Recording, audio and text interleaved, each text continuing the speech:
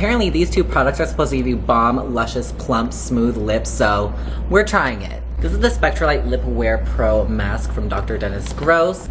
Ooh, we love an LED moment. So it has this little mouth insert and you put it in for about like 3 minutes. It's giving back when I used to wear a retainer. And then you just press this button right here. And it turns on. And you keep it on for 3 minutes. Activating voiceover mode. This device actually uses 56 red LED lights to help fight signs of aging around your lips. Oh, okay. Turns off by itself. Step 1 complete.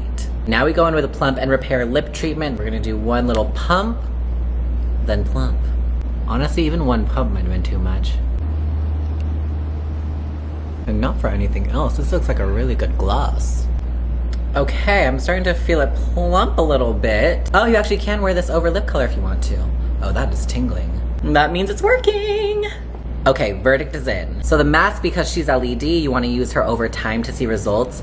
The serum, now she's the one that you're gonna feel almost immediately after you apply. But it's definitely recommended that you use these together, doing the mask first and then the serum. And then you're on your way to plump, beautiful, smooth lips.